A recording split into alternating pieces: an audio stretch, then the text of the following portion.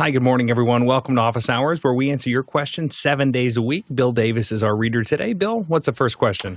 Zach Stallsmith, is coming in from Chautauqua, New York with this one. My vMix NDI output is not sending audio out with the video. Audio is turned on. What am I missing in this setup?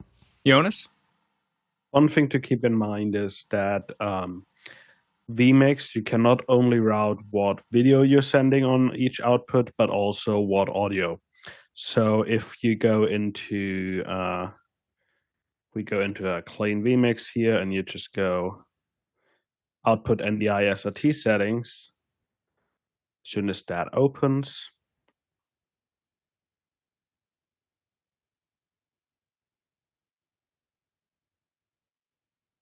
you will be able to set the outputs there. A lot of people think that these outputs here are just for SRT, but here you actually also set what the NDI does. Here you can set the NDI quality and alpha as well. And then if you want to get all the buses as well, you want to turn on this one, and then you'll get all your different buses. One last thing that you might also check is it could be a firewall issue where the audio feed doesn't get through, but the video feed does it, but that is highly unlikely. Next question. Andy Kokendorfer in Vieira, Florida is up next. I want to test Wirecast with Zoom presenters on AWS. What type of EC2 instance is preferred? I can use Windows or Mac OS. Is S2 fast enough for storage? Thanks. Good guy. Yeah, if you're just testing, you might not even need to go into Amazon. You could just use a shadow PC, and if you're used to the Mac, then Mac Stadium has some instances that you can also test. The nice thing about those is that it's all you can eat, meaning you could use it 24/7. You're not incurring additional fees for ingress or egress. If you spin up an EC2 instance, you're going to have a lot. There's a lot to prep for before getting in. The easiest way to me is to go to the VisVector AMI, download that AMI and use that for your instance, because it sets up the camera permissions, security permissions for your web browser. A lot of stuff's just taken care of, and you could install Wirecast on top of that EC2. And then when you're doing your testing, make sure that you have access to be able to request live streaming permission for your Zoom entry. Otherwise, you will not see those participants available in Wirecast. So make sure that, because it's not recording permission, it's live streaming permission. So unless you're a co-host or it's your meeting, you will not see that. When you add your people, you will not see that ability in here to say, let's see, video network. You won't see the people once you get permission. So you'll have something in here like I'm in this meeting right now, and it'll ask you to grant live streaming permission, and basically you can either make that person a co-host or a host, and then they'll have that permission and they'll be able to access. Otherwise, you will not see nothing. Jonas? If you're looking at the instance size, I would probably use a G40N 2X large to start with. One of the big advantages of AWS is that you are billed hourly, right? With Mac Stadium, for example, you would need to buy the whole month, and you can't just like switch out the computer underneath as easily. I would not use a Mac instance in the cloud. You can, but they're more meant for like tasks that are always running. So because of some limitation that Apple put on macOS virtualization, they charge you for at least 24 hours every time you start it, and a reboot can take as long as an hour. Mac instances are not fun to deal with in AWS. So I would use a G4, G5, or G6 instance. Probably we still stick with the G4 ones. Use the nice DCV AMI, and then go from there. There's also, like Guy said, there's a couple other services that you could also use. But one of the big advantage with AWS is that you can't just do it like an hour here, an hour there. If you have a company and you're relatively new, you might also qualify for some credits, which like if you can get like 1,000 to 10K in credits, then you really have a good play budget to get started.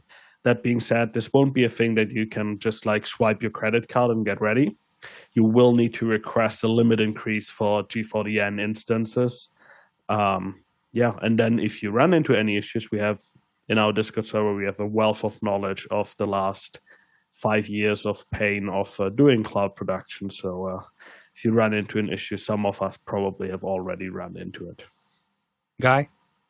Yeah, you can rack up those bills pretty quick. So be aware that when you spin these up, that if you leave them on, that it's by the hour. So those are $1.25 to $2 an hour for a G4DN 4X or 8X.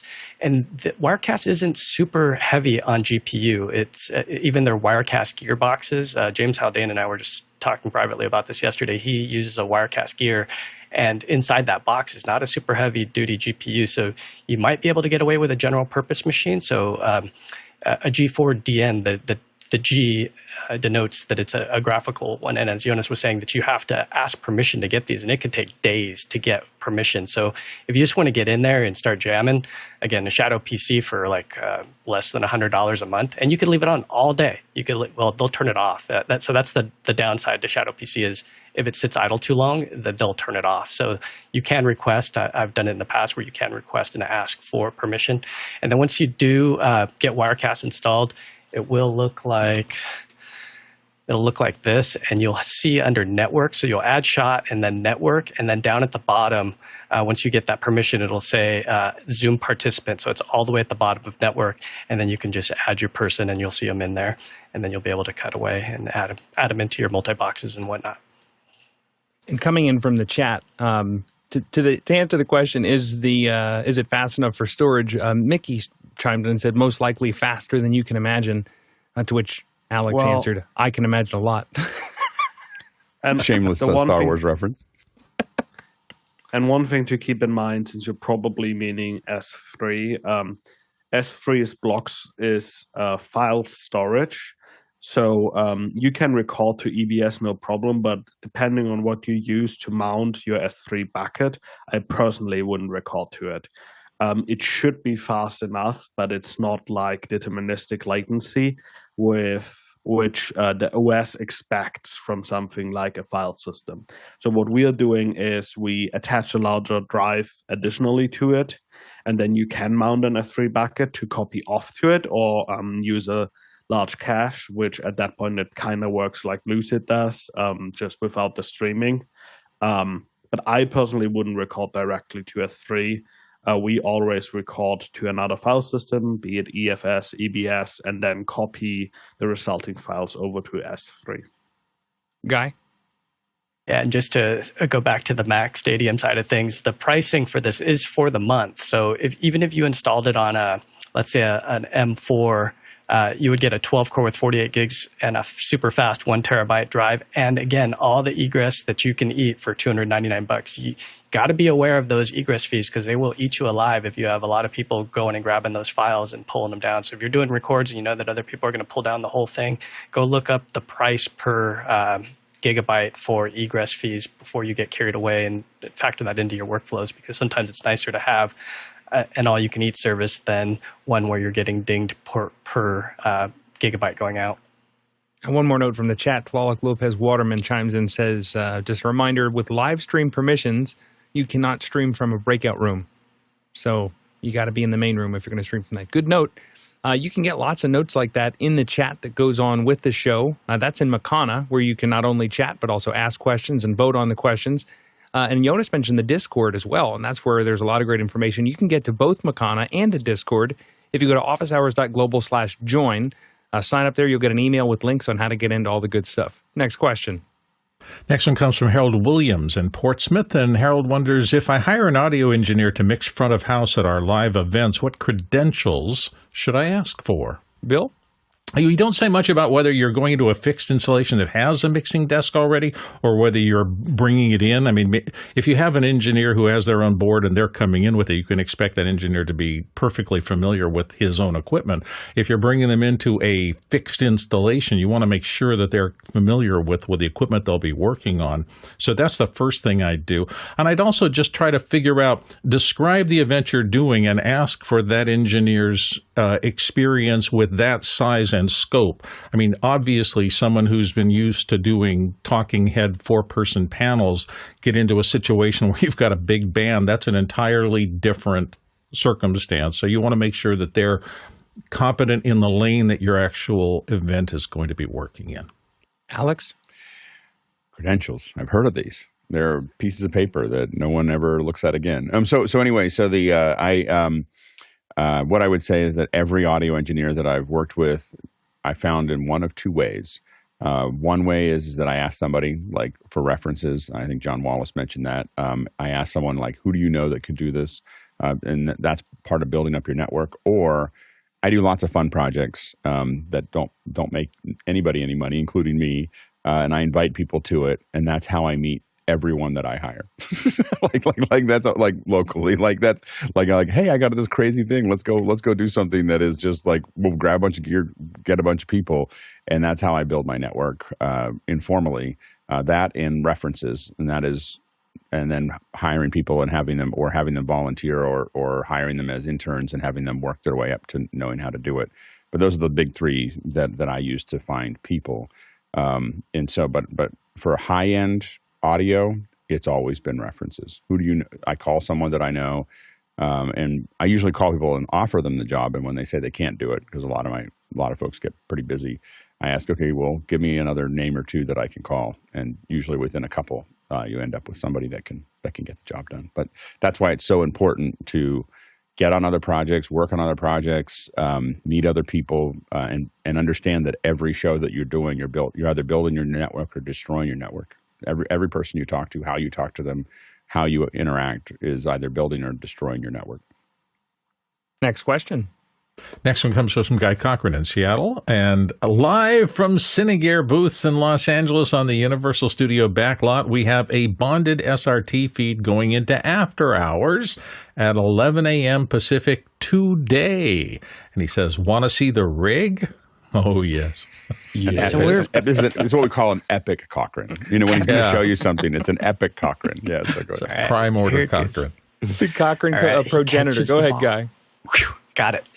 So over the last week, we were talking with Omar Gadan. He had gone into the NAB after hours and did some coverage, and CJ was actually with him. And it turned out great because he's using this little bonded cellular modem that you'll be impressed with what it is. For going against a live view, which is what would cost a bunch of money, it's like something you DIY and put together, but it's solid. It works. So what we're going to do is we're going to take this SRT feed, send it up here to my location here in Seattle, bring it into vMix, and it's 3 cellular modems with all the popular carriers, and then we'll push it into after hours. So in his rig, which is right here, so it's on a cart. It started as just a monopod, and then it's got the after hours will be able to talk, and the exhibitors will be able to see the folks and hear them via a Comtech solution that's down below, so they can put on headphones and they'll be able to hear. He's got a little, what do you call that, core micro battery. He's got 4 of those. And this is why we went to the cart solution, because 4 of those batteries in his backpack was just starting to weigh him down. He's got an Adamus 5-inch Ninja on top. And then there's a little Sony Action Cam, and because the Sony Action Cam, for him to be pushing the cart so you could see him as he's going along, it's the Sony A7S up front. They go into an A10 Mini, and now he can switch between that Action Cam and the front-facing camera. So that gives the ability for, as he's pushing the cart and going through these different stages and different sets, and different booths along the street from indoor and outdoor, he's able to take you along for the ride, and you're able to see him as he's talking, but he'll be able to cut between those two. Similar to what we did with Cinegear back in, I believe that was 2022. I don't remember, when Noah Sargent had an ATEM with a rig like this, but it quickly evolved from just the monopod after we took him out in the sun earlier in the week, and he realized how hot it was going to be.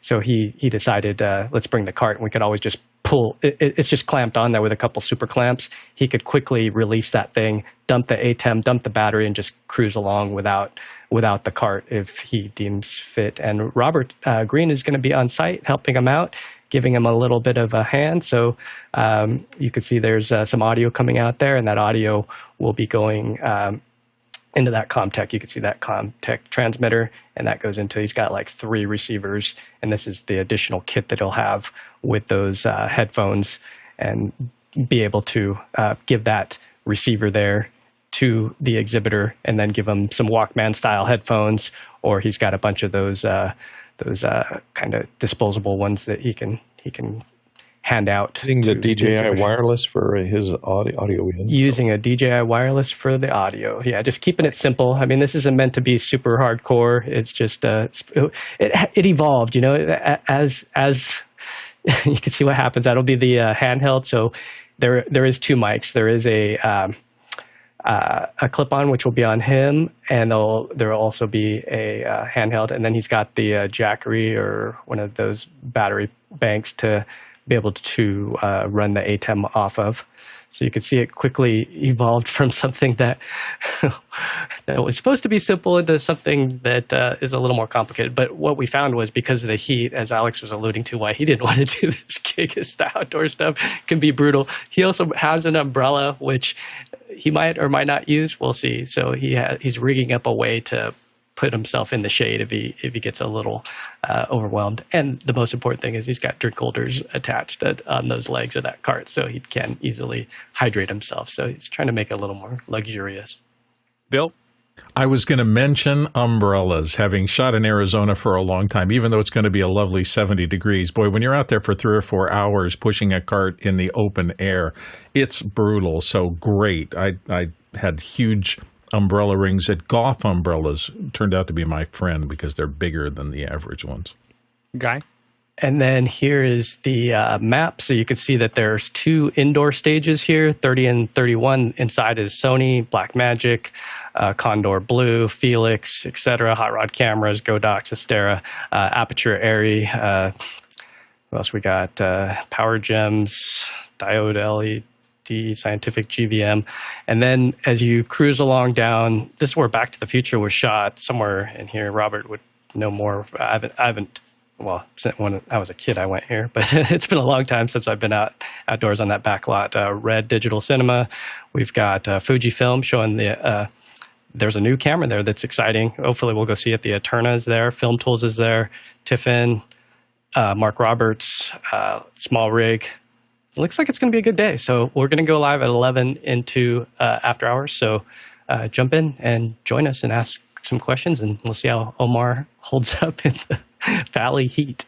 Yeah, we did a back and forth at NAB with the vendors on the floor in after hours, and it was so engaging to be able to walk around and have, you know, our community be asking direct questions of the vendors there. We went over. I mean, we were at Sony, we were at Scarhoy, we were all over the place.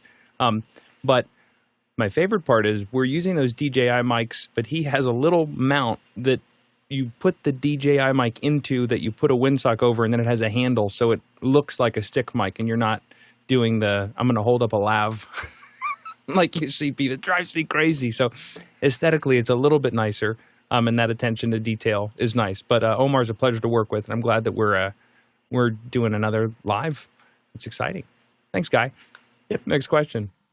Alton Christensen in New York City is up next. The live broadcast of Good Night and Good Luck on CNN/Max Saturday plans to use 20 cameras with 14 camera operators. Although the cast is large, it seems like a lot of cameras to cover a play.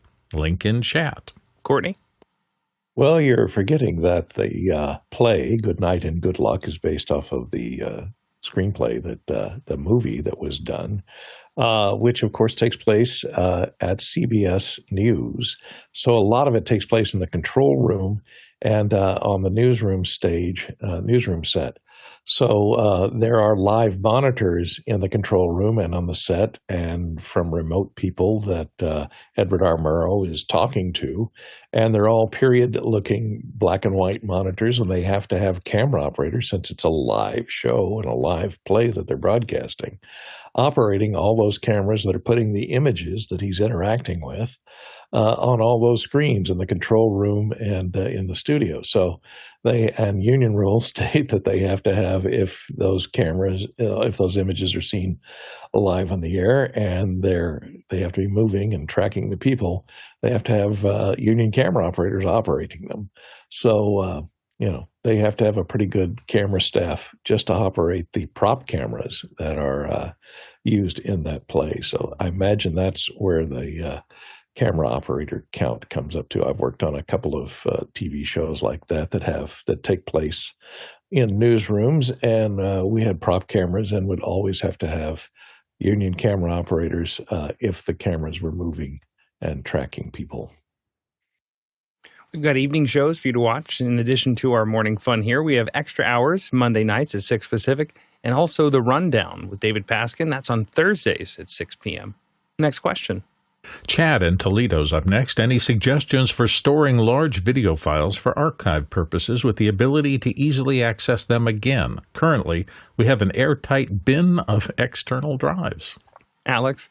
Yeah, so I don't know exactly how many petabytes we had stored, but we felt like when PixelCore when we had to start breaking them down, we estimated somewhere between 30 and 40 petabytes of data that we had stored, and these were all on internal spinning drives, and we could find any file in that storage system inside of 15 minutes. And so what we did is we would back them up, and we had a primary and a backup for each one of those.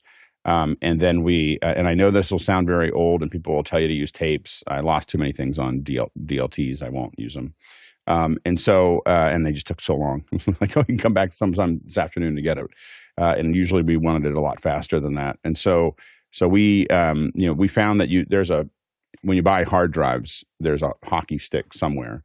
So there's somewhere where right now I think it's about 12 gigs is the thing. When we were doing it, they started out at 500 when I first started doing it, and I think by the end it was at like 10 gigs. And you just fill those drives up. What we do is we very carefully have naming conventions that tell us what everything is. Those naming conventions are in a database. We then scan after we fill the drives, and we didn't try to fill them to the top. Part of our budget for every job was the drives that are going to store it. And so we would buy those drives with it. So each thing was a job, and we would fill them to whatever it needed to do. We'd give them their own name. They had their own naming convention. We'd scan them with I think it was CD scanner or something like that. I can't remember the name of it, but we would scan it, and all it does is grabs the names of everything. And now you have a database, and we could search, and it would say it's on this drive, and someone could walk over. Now we put them in little cases, put them on a shelf. So there was actually, it looked like a library of all of these things. And we had for the amount we were generating about 7 terabytes a week, so it was, so we had a dedicated archivist that would sit there and work on it. When they weren't busy archiving something, which they were pretty busy most of the time, but they had a schedule, and they would just do a search on every drive. So they'd sit there and just search every drive, and all it did is spin the drives up, and then put them back in the thing. We did not ever. I know this will sound crazy, but over 10 years, did not lose a file. It was, and it was an enormous amount of data at not very much price. And the other thing is that. I meant terabyte. If I said gigabyte, terabyte, 7 terabytes. We did 7 terabytes a week is pretty much what we ran. And so on average, because we had to, someone modeled it at some point how much we were using up. And when I said gigabyte, you're talking about, 12, not 12 gigabyte drives. Those would be very small.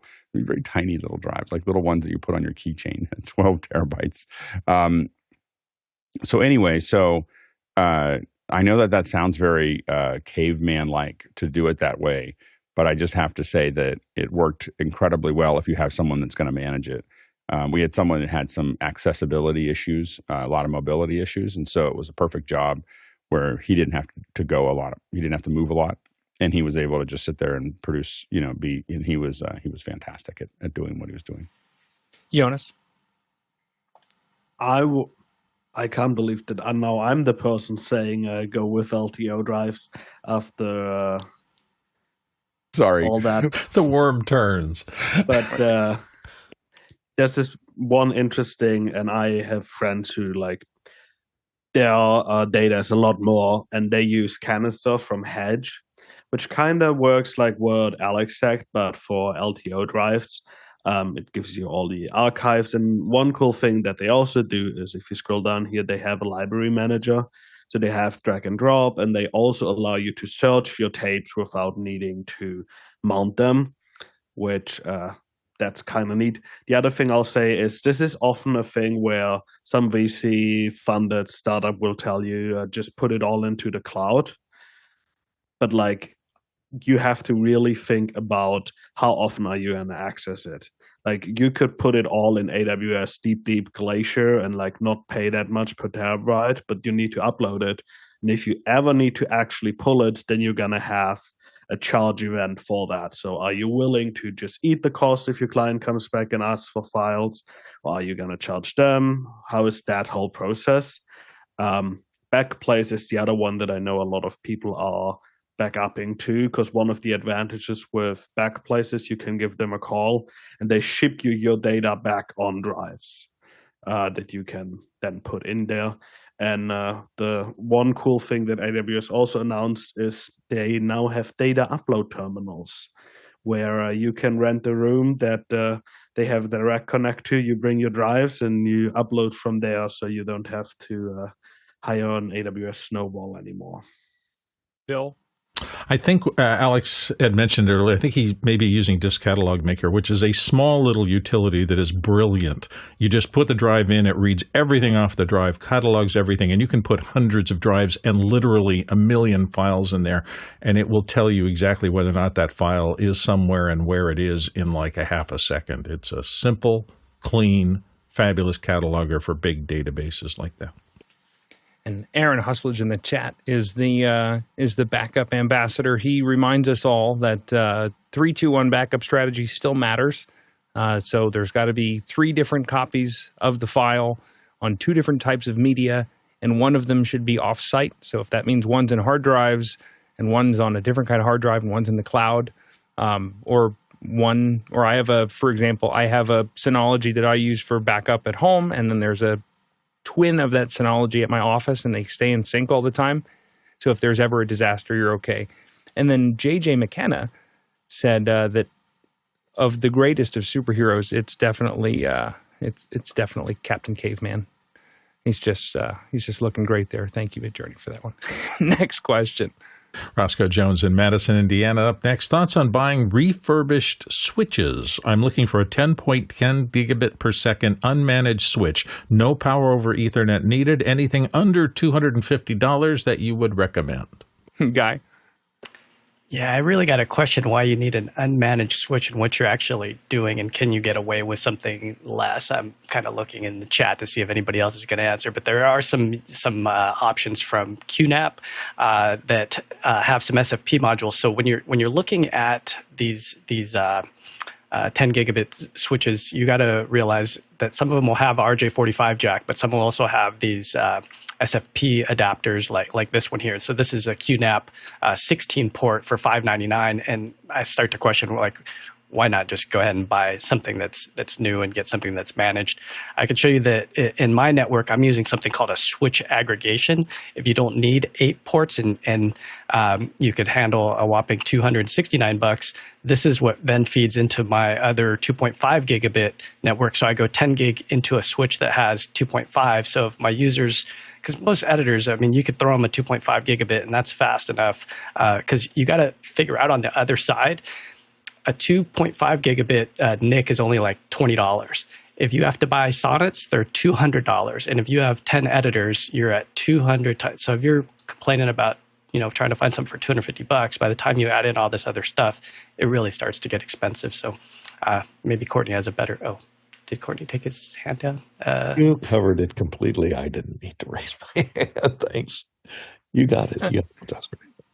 You can ask questions 24/7 at askofficehours.global. That's askofficehours.global. All you got to do is go there, put in your name, put in your question, and then we'll work it in over the next few shows. That's askofficehours.global.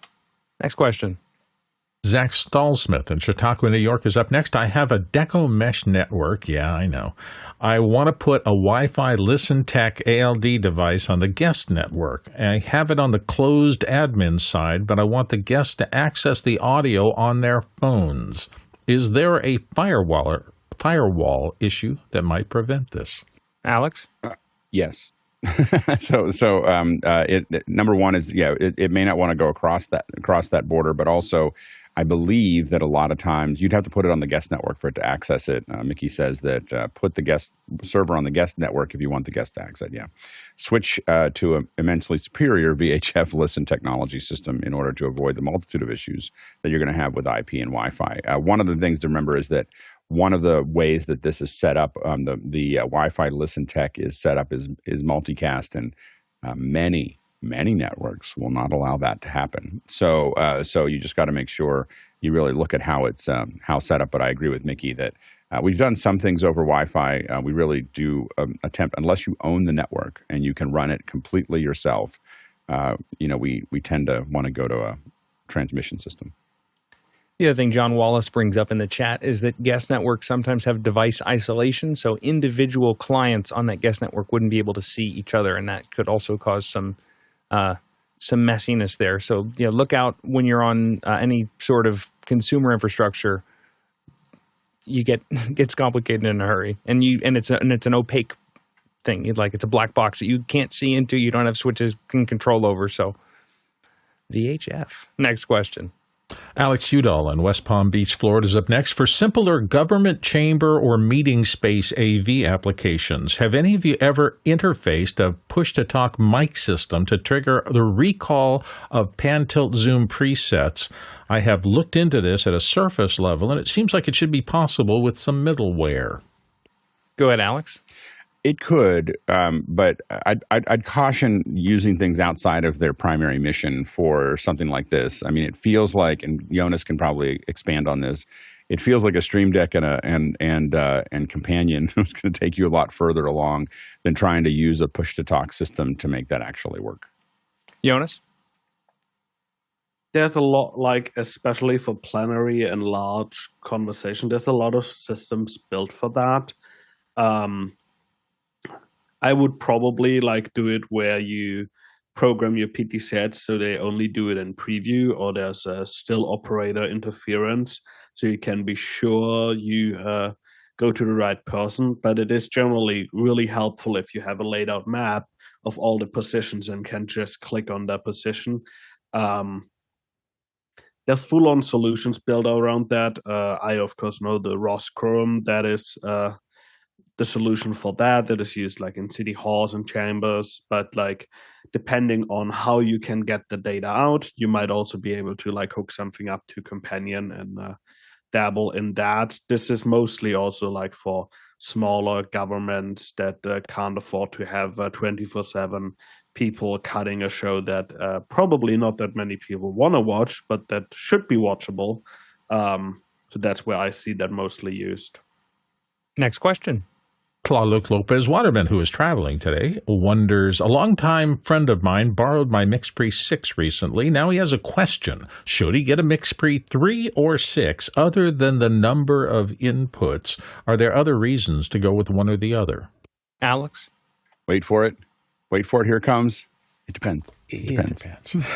So the main reason that I would go with a MixPre 6 over MixPre 3 is if I needed more physical inputs.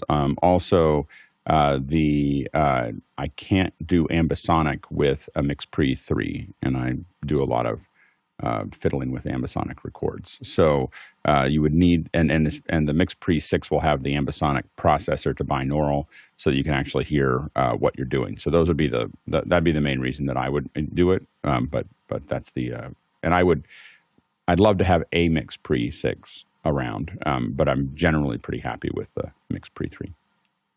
Guy? Yeah, it depends on if they like the small form factor of a 3, because it physically is pretty small. I did do a video that's on YouTube. It's called Best Audio for Video Sound Devices, MixPre 3.6 or 10T.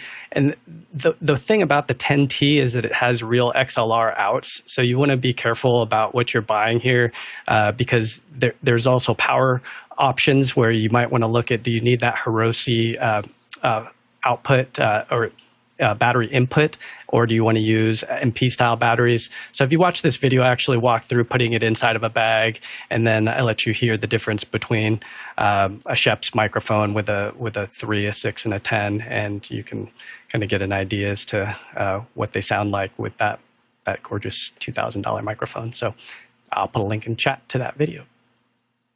John Wallace has the comment of the chat. The MixPre 6 is the Costco-sized ketchup. You might not always need that much, but the cost per input is so much cheaper. Next question. Great metaphor.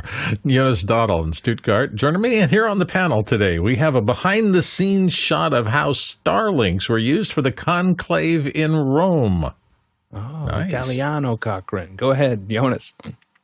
So I happened to be in Rome during the Conclave doing another project, and I walked up and just going to show you this picture real quick. I also wrote a little LinkedIn article, but what was really interesting to me is looking at all, like, everybody looks, of course, to the front here where, like, all the action is happening, and here you have me looking at all the people looking at the cameras.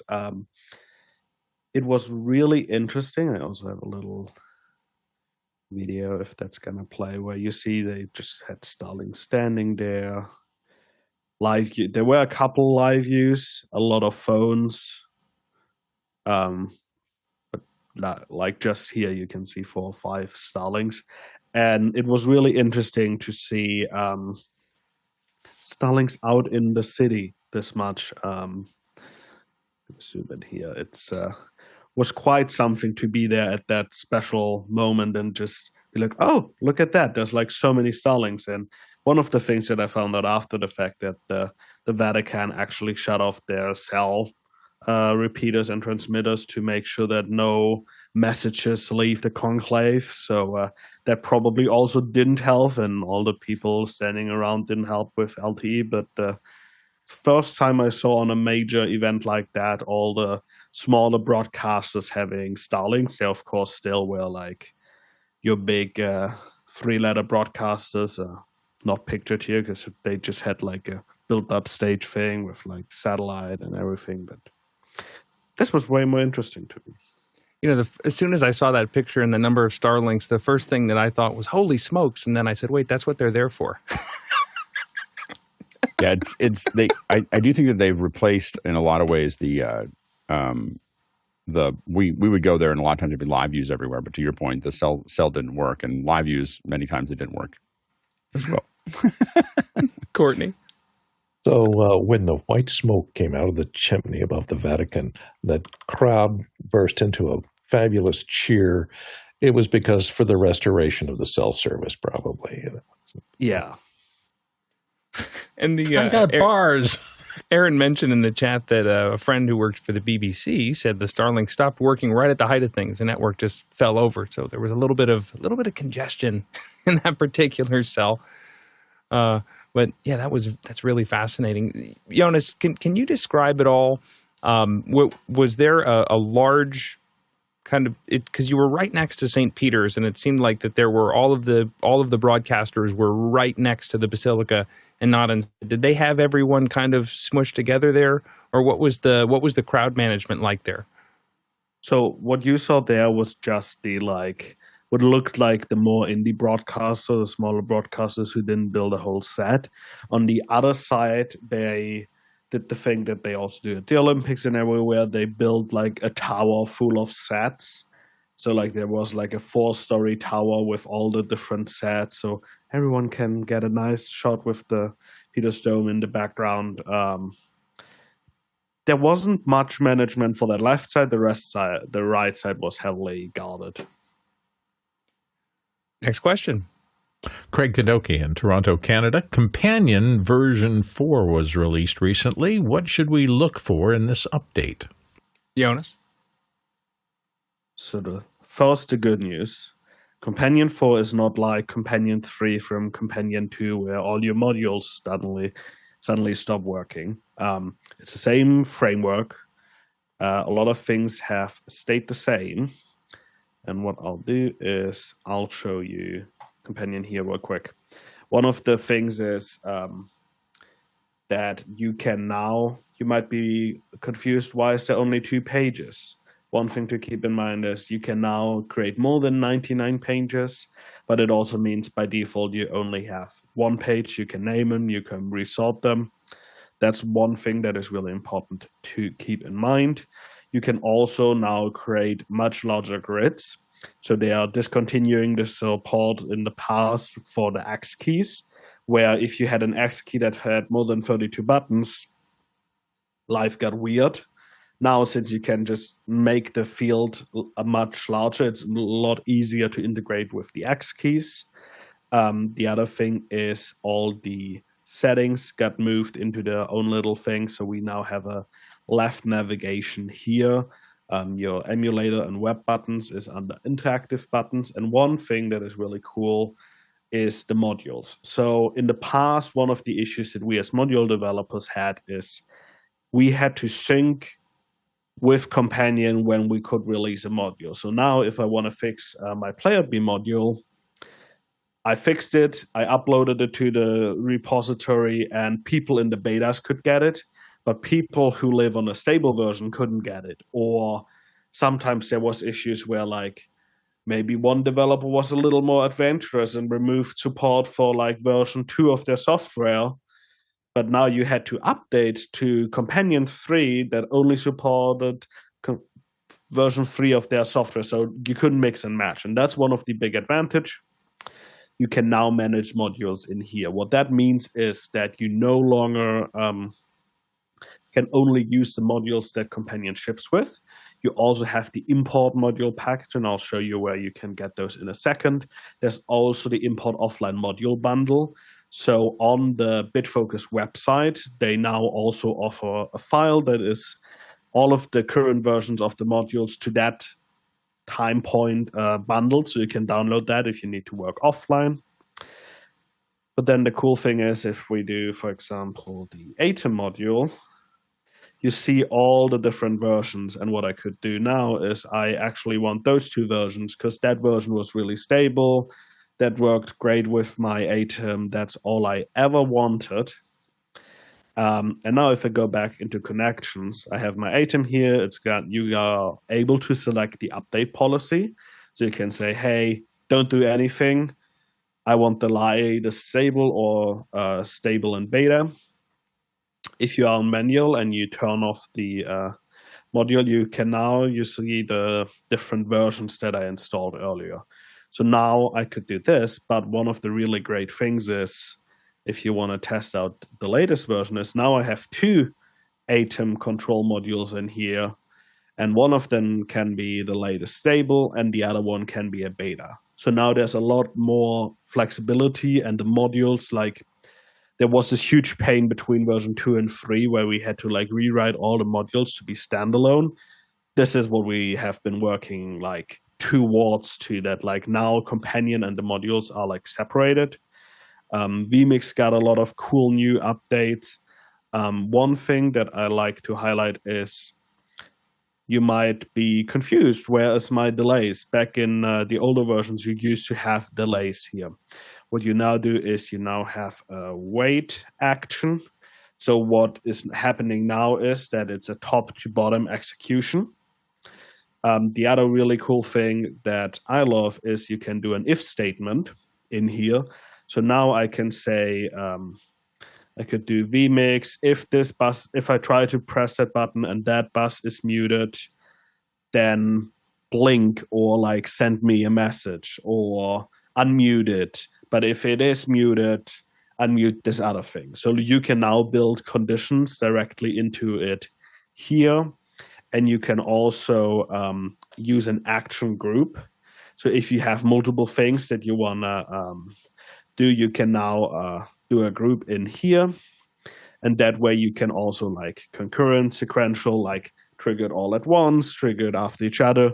That's one of the big advantages. But those are things to keep in mind, especially with this update. This is how you now delay things. So there might be some breaking changes there. All your feedbacks are the same. One big change for the people that use vMix is that in the vMix plugin, one of the issues is that vMix has all of these different variables that you can have. And the developer of this plugin, in really great person, has now given you all the toggles so you can like enable, disable what you need and want. Because like in the past, you had like think up to like 300,000 variables, depending how large your vMix layout got. So now you can make that a lot easier, lower load. And then here, this is my new favorite thing. Everyone probably knows what Companion Satellite is. For those that don't know, what you can do is you can run Companion on your server, and then you use Companion Satellite, which connects your USB devices or also your Stream Deck Studio to that Companion instance. One update they did is they now also support WebSockets, which might be great for everyone working in corporate. But also, this is my new favorite module. You can now go in here and do this. Let's see if it works. Probably need to type in a number. Add one more zero in there. 127.0.0.1. That would help. And suddenly, if you type in your IP address, it works. But what this does is, if we go back to buttons and I go to... See, now I got tripped out because there's only one page. Go to page 2. We have all of these on page 1. Gonna go to page 2. I have a preset here for satellite that allows me to bring all of that in. So now I can have buttons from another companion in my companion through satellite, which is really great if you're working with multiple people. And like what we often ran into is that if we work with producers, they have ways that they like manage their own home setup, maybe their lights, maybe their ATEM to see things. And then we're like, hey, yeah, now disable all that and use satellite for our productions. Now we don't have to do that anymore. You can just use that instead. Overall, a lot of really great things. This remote is going to be really cool because this is where the Stream Deck Studio shows up, but also where you will be able to configure the PoE dock for the Stream Deck. Sadly, I didn't get my scissor key Stream Deck in time to also show that, but maybe next Friday. Next question. Next question comes to us from Chester Sweeney in Las Vegas, Nevada. I was curious about the photographers that take shots for the news and newspapers. I was wondering which or what is there 2 or 3 cameras of choice, or does it dramatically vary depending on where you are? Alex. It depends. I will say that what we see the most is probably Nikons and Canons, with some Sonys. The Sony's been kind of coming up the ranks there, but what I see the most are probably Canons. Where we work, we see a lot of Canons for this thing. Mickey says he sees Nikon as king, followed by Canon and Sony. What I've seen at most events is probably just swapping the Nikon and the Canon. Mostly what we see is a bunch of Canon lenses. So I'm assuming they're Canon cameras, because I can identify those quickly. I identify the cameras a little slower. But what I would say is a lot of them have 2 of them. And the reason they have 2 of them, obviously it's a primary and a backup, but it's also multiple lenses. So usually they'll have a longer lens and a wider lens on their cameras, and so they can swap back and forth very, very quickly while they're shooting. So that's a pretty typical configuration that we've seen. Bill? 100% what Alex said. Usually you buy glass, and people who shoot for a living for those kind of things invested in glass, whether you're a Canon shooter or a Nikon shooter or a Sony shooter, you're going to have a lens collection. So that kind of keeps you in the same zone. I will say, even the small reporters, news is changing so rapidly now. And because a lot of people are shooting their little quick inserts on things like iPhones, I think more and more people are exploring the computational photography available in those little phone things, particularly iPhones, because they're so good at it. But the solid photographers who are working, have been working for years, are heavily invested in one of those three brands almost always. And I think that's the safest choice, even though the workflow, I think, is more complex than it is in the phone space these days. Jonas? I think what has been said mostly is true for like photographers, but nowadays we have this idea of like a multimedia journalist, which just means, hey, you don't get to have a team, you don't have a photographer, you don't have a camera person, you do it all, and here's an iPhone, let's go. That is sadly the truth now. I see a lot now with broadcasters. So it might just be an iPhone most of the time. Alex? One of the things that that we did see with the Sony FX2 is that it has a high megapixel. I've been watching some videos about it, and one of the things is it's got the EVF and the high megapixels, so that it's really designed more as what Jonas was talking about, as this multimedia camera where it shoots really good video, but it also is really designed more of a still. I mean, I've taken my FX30 out to take pictures, but I didn't go very far before I went back to my phone because it was just clunky, and so most of the current hybrid, quote unquote, video cameras are not really that hybrid. It feels like the FX2 might be focused more on that than others. Yeah, I was working for the Chicago Tribune in Chicago when the Sun-Times fired all of their photographers and gave the reporters iPhones. And it definitely was a chilling effect on that whole group that was there, because, they're thinking they're getting replaced. But the quality of images between the two in terms of what they were capturing, the photographers who that was their one craft, they were still doing a better job. And as far as the brands that they're using, if it's a bigger institution that is a traditional newspaper, they're all facing real budget constraints right now. So if they've invested in a lot of Canon glass, the odds of them going to another system and having to switch all that up is pretty slim. Go ahead, Alex. One of the things that has been hard to get people moving towards is this idea that the still photographers, years ago, still photographers didn't want to move to video. They were like, I know how to do stills. And that's been hard because really the companies the broadcast companies need the video as well. And so there's just a business decision to go down that path. But I will say that what we've seen it all kind of evolve to from a newscast perspective is I used to see when we had a place where all the European press was based in one building in Washington, D.C., and they would go out with three or four people, two people, and reporter with iPhone. And that was by 2018, it was reporter with iPhone.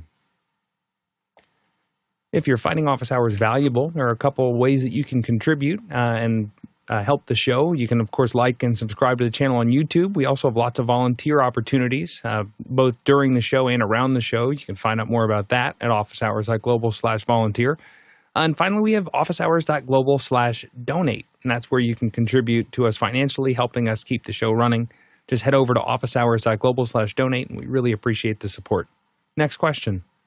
John in Umeå says, I'm trying to find a solution for camera setup that does not use a large footprint. I wonder if I could use a heavy 35mm loudspeaker stand, such as a Gravity LS431B, to have a small footprint. The base is heavy, but do you think it's stable enough? Alex? It's probably not the direction I would go. I mean, I think that if you're looking for a small footprint, a couple things that we've done is, number one, is build a heavy base. So sometimes we'll do a 1/2-inch piece of steel that is maybe 1.5 feet or 2 feet in diameter. And we set it down.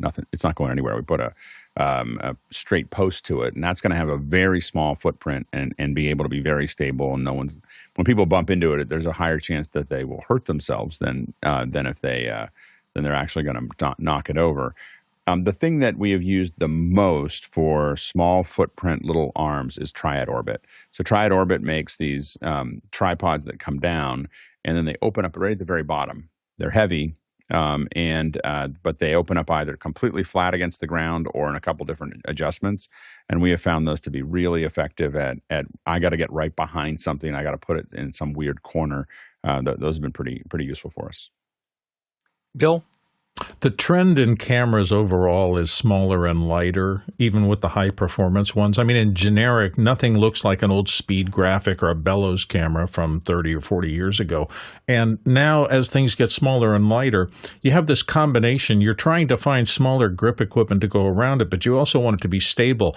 One of the things that has had a huge development is stabilization systems in cameras, so that whether it's stills or moving video, things like those little handheld gimbal mounts can take a lot of the shake and vibration out of things that we used to have heavy-duty tripods to manage. So we're heading in that direction. I would not invest in heavy 35mm loudspeaker type stands in order to mount a camera in this day and age.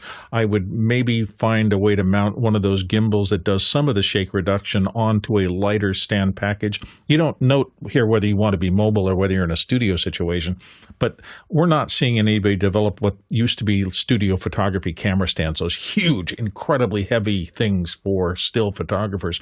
We just don't see those coming out anymore. I don't think anybody's making them. So I think that's because it's all going smaller and lighter in general. Courtney? Yeah, if you look at the stand that he pointed to, it does have a super heavy steel base, which, remember, you're going to have to carry it around. I don't know what the weight of this thing is, but it's got hand grips in it to carry it around. And remember your laws of physics, too. You know, it depends on the weight of the camera you're going to mount on top of it and how high you're going to have it raised up, because your angle of momentum,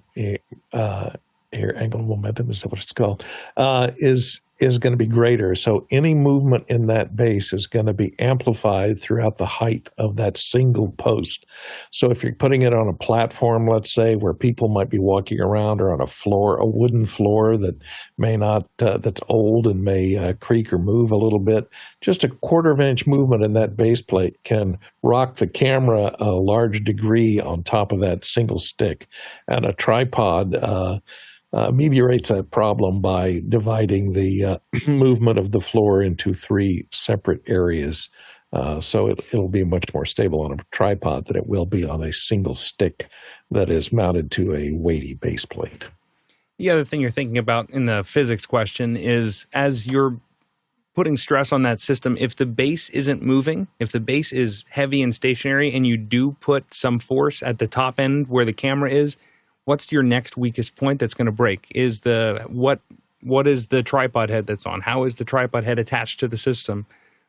What's your next likely breaking point? Because if the base isn't going to move, all that stress is getting transferred somewhere else in the system, and things fall down. Ask me how I know. Next question. Andy Kokendorfer in VR Florida is up next. For those with MixPre 3.2s running NoiseAssist, do you still use Zoom noise reduction? Guy. No. Go ahead, Alex. Yeah, to elaborate on Guy's very accurate view of this, is that I will say that Zoom has incredible noise reduction now compared to what it was in any of the other ones and what it was in the past. But I will say that I still think that NoiseAssist is best in class, and I've spent a lot of money on Cedar hardware. I've used the Zoom and so on and so forth, but I find that NoiseAssist is the lightest touch for the most effect. Next question. Chester Sweeney in Las Vegas, Nevada, up next, going off on an old question about shooting live skateboard footage with attached GoPros for close-up shots. What about the same idea, but with roller skates up close going down the street and attach at the heel, aimed forward, or toe pointing toward the heel? Alex?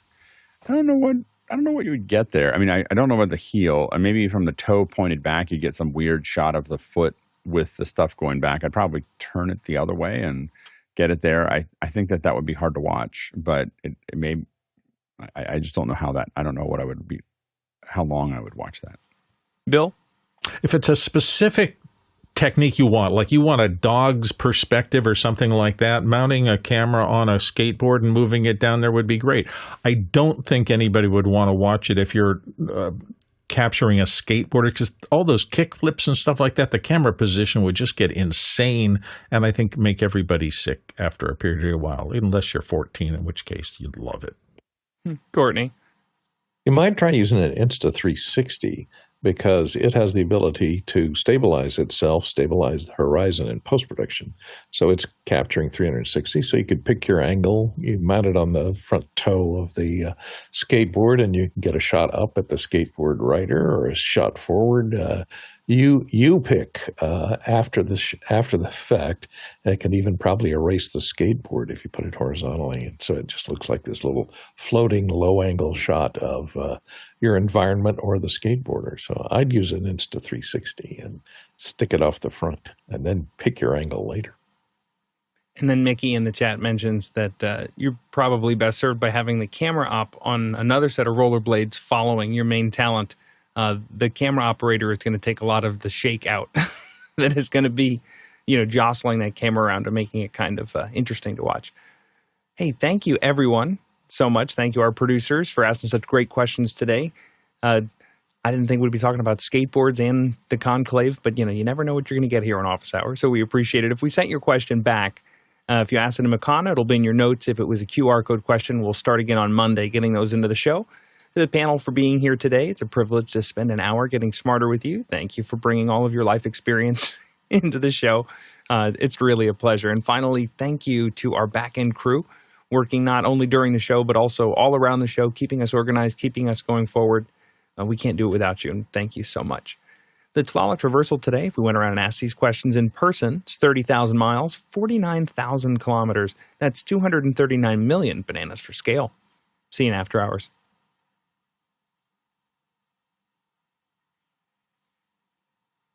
Jonas, what was the answer to that companion cloud question? Squeeze it in, squeeze it in. I mean, you can't even get to the page where you pay for it.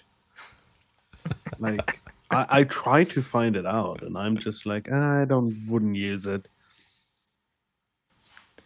But I asked my contacts. All right, come back at 11 My contacts. After Hours. Next Friday, we'll have a better answer. Have a great weekend, everybody. Thanks, everybody. Cinegear. 11 you a.m. later. Cinegear. Today Yes, at 11 a.m. and After Hours. 11 a.m. Cheers. After Hours. Bye-bye. Bye-bye.